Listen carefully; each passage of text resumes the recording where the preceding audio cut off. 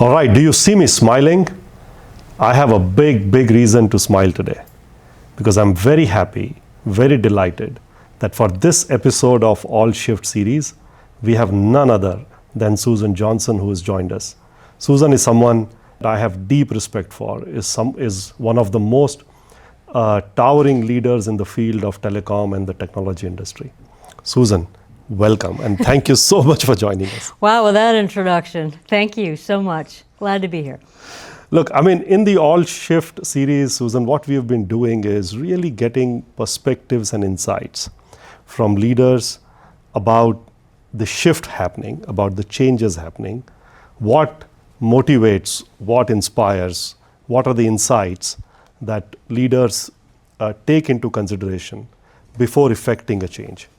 And you, for one, are driving one of the most complex, largest possible change that the industry is seeing, to move age-old copper technology in the telecom ecosystem to the next-gen architecture.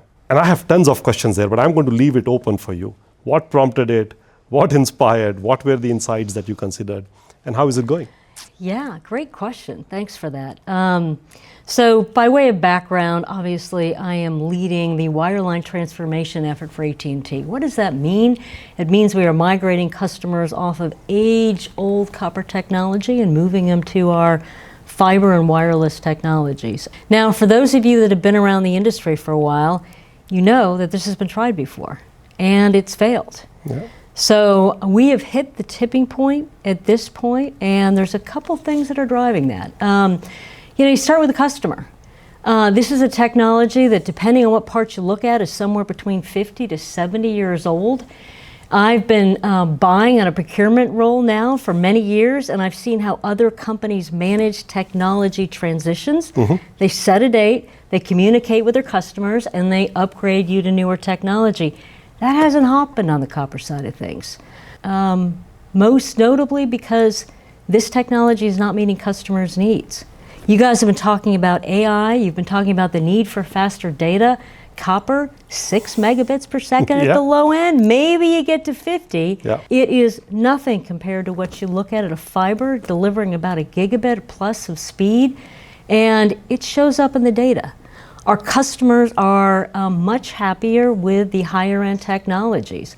We've got speeds 20 times faster with fiber, NPS scores, which you know, the metric of how our customers give us feedback, 5 times higher on fiber than copper services. Copper, right now, we are experiencing a whole bunch of copper theft that is making the service far more unreliable, which is a problem. Mm-hmm. And the other thing I'd say, Manish, is we are hitting the point where the business is descaling. Mm-hmm. One of the things my team has done is we've got deep financials, and it probably wouldn't surprise you that for a high fixed cost technology like copper, where we've got less than 5% of our customers still using it for voice, it's hitting the tipping point. And we're descaling quickly, depending on the wire centers you're looking at.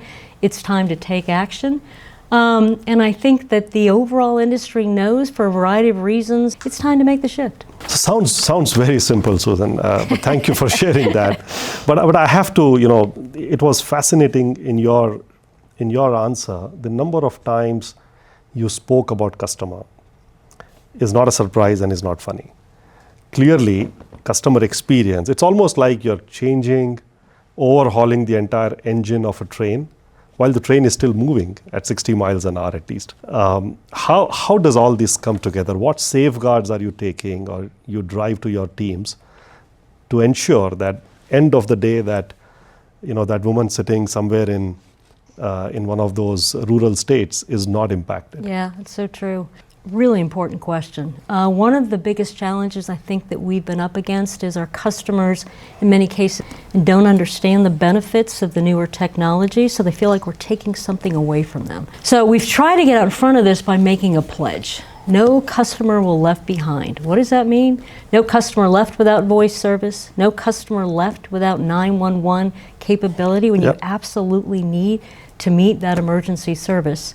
And it's important for us to make sure that we manage that customer process very seamlessly. Mm-hmm. It starts and ends with the customer. We've talked about that many, many times. But it's also this, I call it my Rubik's Cube. You got the customer you got to focus on. You got the technology you need to understand. And then you also have this descaling financial impact. Yep. Trying to optimize that across all of the region that we're trying to migrate off of copper is part of what makes this job so damn fun. And you know, the roles you play is almost like playing NFL and NBA at the same time. Because while you do all of this, you also preside over arguably one of the largest spend in the industry from a supplier standpoint, from a worldwide ecosystem standpoint. While I have, obviously my next natural question is around AI and the impact it will make, and we'll come to that. But I have to ask you this, how do you balance between, do you know when you wake up in the morning that today is the supply chain hat I'm wearing, or is it the copper transformation or another big transformation project that you had? How do you even tackle it? I'm very curious to know this. Well, start with the most important thing, and I know you know this because you and I have worked together a lot. It starts and ends with a team. I have a fantastic team of experts that are all better than I am in any area of their expertise. My job is to bring them together, and they're all highly competent in their jobs. But I'll make a couple of other points. People view them as disparate jobs, but they're really not. Mm-hmm. First of all, my team has done all of the buying for AT&T. Huge network, a lot of buying. We understand the technology. We understand it at the core backend. We understand it all the way to the customer endpoints. That deep technical acumen is critical for what we're doing right now. You got to understand the customer's needs, but you also need to understand the technology you're migrating them to. It's enabled us to design some products to meet customers' needs that are leveraging that newer technology, but also making sure that it is focused on customer needs. So for example, AT&T Phone Advanced, one of the new ones that we've come out with, is a replacement for POTS. Works with medical devices, works with elevators, works with fax machines, it works with all the old stuff. That's been part of the customer-centric piece that we brought into it all. Yeah, super. I think ultimately it's all about finding the right balance, I guess. So phenomenal. Talking about balance, and I want to go back to past and the future both. We spoke about copper. We spoke about the descaling effect taking shape. But the other aspect is it also consumes a lot of power and energy. Whereas the world needs more, and the world needs greater speed, and the world needs greater compute, and AI is right in the heart of all of this. How excited are you about the ability to impact the whole AI revolution by actually taking away things from the face of this earth or in the United States, because you will have so much more energy available at the same time, for you at least? I'm really glad you brought that up. Unfortunately, it's a factor that most people have not connected the dots on. Mm-hmm. We're not just migrating people off customer because it's not good for the customer, although we start there. It's also not good for the environment. Mm-hmm. I want you to picture these massive central offices with switching banks that are lining floors and floors, and think about the fact that all of that is on all the time. Copper's an active technology. Every line is powered all the way to that customer endpoint. And it is up and running 24/7 with less than 5% of customers still using it. I liken it to a fully air-conditioned hotel in the middle of a desert with people only living on one floor. Mm-hmm. So if you think about where we are headed with AI, if you think about the power needs of a GPU versus a CPU, or think about the power consumption needed for a Google search versus a ChatGPT, we've all seen the data. Yep. It's all telling us the same thing. Yep. We are going to need drastically more power. Yep. We've got the opportunity to shut down these copper networks and free up the power for better use, which is fundamental. And we've got the opportunity to take that copper out of the network, mm-hmm. clean it up, and resell it. That copper is absolutely critical for the electronics industry in the US. So I feel better every single morning and every single night because it's not just about the customer, it's about doing things better for the environment. It's about powering that AI evolution that we're all watching start to happen right now with all of the amazingness of what it is doing, and providing that power to sort of free that up for better use. Important part of what we're doing. I must confess, till now, I did not think of that angle as I looked at and I researched about the impact that you are making, that I think is probably, if not the greatest, it is an absolutely great outcome that you will create through this program. I think it's fascinating. It's really amazing. Thank you so much for doing and leading us in this fashion. That does bring me back to the AI question. The speed at which this technology is changing. I have to admit, I just incidentally complete a year as the CEO of Prodapt. Congratulations. Thank you, Susan. And as I reflected, over the last few days, I must admit that I've taken obviously a great decision. I'm lucky that I have the team and the leadership. But one aspect that I considered in taking a decision of working with Prodapt was there were not too many other companies left that are so singularly, dedicatedly focused on telecom. I wanted to come back and work with leaders like you and the most amazing leaders across the world, because there is always so much more learning that I believe is still remaining out there that I need to have. So as part of the telecom industry that has contributed so much to the global well-being, to the industrial well-being over the years, sometimes I would argue that maybe it does not get the due credit for what we have done, what you all have done. Where do you see AI playing significantly as a role in the next phase of transformation in a telecom company or at AT&T, to be precise? First of all, I think it's fascinating to just watch what's happening right now. What I'm watching and envision happening is, like every technology revolution, it is going to be multiple technologies coming together that are really going to change how everything you do in the work or the home is going to shift. So I'll give you some examples. I spent a lot of time thinking about connectivity. And so if you think about where we are going now with not just the speeds that we are delivering in the home and on the go, but the satellite giving you full seamless connectivity as an augmentation. I look at full, always-on, low-latency connectivity combined with smartwatches, glasses, smart rings, all of the sensors and smart devices out there. Mm-hmm. And then you put on top of that, or maybe AI is the foundation, and you start envisioning what is the world going to look like 10 years from now. And I'm very focused on it from a network standpoint, on what are the needs of a network. When you reach a point where you've got sensors communicating with sensors and AI sitting on top of it, and it creating not just a smart home or a smart device, but seamless connectivity between all of these sensors and devices. It's going to change where data is stored, probably how data is interconnected between devices. It's probably going to have a drastic shift in security. How do you think about all of that interaction and keep it secure? So when I lay up at night thinking about how amazing this is going to be, I think about it from those technologies coming together.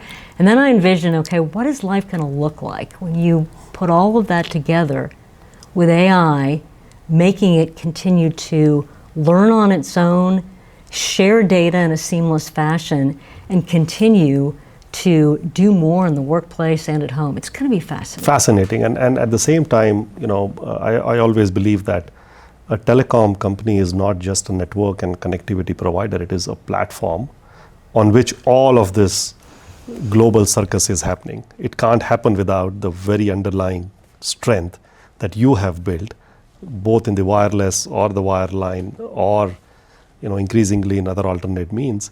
I think it's just unbelievable. We probably need to give a lot more credit to this aspect. There you go. A lot more credit. I'm there with you. I do think the network is the overall foundation of so much what we've seen over the last 20 years. Awesome. Thank you. All right, let's shift gears. I do want to, from the exciting world of AI, from the fascinating world of copper and transformation, from the most defining industry like telecom, I want to come to you. I want to come to your leadership style. Oh. No, I think it's all good. All I need to know is, to start with, when you think of all these changes or you think of new initiatives, new programs, what are the few things that you do that we can all learn from? And my my teams, my audience across the world can learn from in terms of conversations that you do with your teams? What are those conversations like? How do you compel them? Well, I think it's a little bit of a study in change management, because I think when you're trying to make this much of a drastic shift, it is kind of the foundation is how do you think about bringing along a team as you're trying to drive big change? You know, I find that I am one of those people that I call myself more of a rule breaker than a rule follower. What does that mean? It means if you give me a rule and I understand the why behind it, chances of me following it are probably pretty low. But I fundamentally believe that I spend a lot of time with my team and the broader organization on the why. Why are we doing this? And you and I are talking about this. And I think the team starts understanding the core need on why, whether it's customer needs not met, or you start looking at the descaling of this business from a financial standpoint and understanding the $6 billion we can free up, it starts turning lights on for people to start wanting to work with you and drive change across the business. And so I think in the last couple of years we've done a good job of that at AT&T, and I've got more people helping push along. The other thing I'd point to is I feel like we can often incrementalize problems. And so I've been really working with my team on, don't give me the incremental answer, give me the end state. End state. Because we all do this. I'm only gonna like incremental change, I'm gonna like shave it off at the edge, I'm gonna move it 5 degrees to the left. And when you're trying to make this kind of change, I think it's much more about how do you envision the end game? And then how do you start working backwards? And someone has told me, and you've probably heard this, if you can write the press release of what success looks like, share that vision with your team, it starts driving them from incrementalizing to try to really envision where things are headed longer term. Wow, amazing.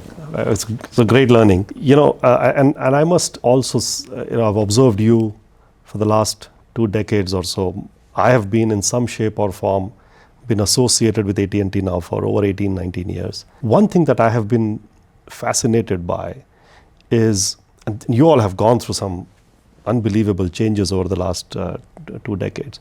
But one thing stays constant, which is the focus on simplicity, customer centricity. What do you attribute that success to?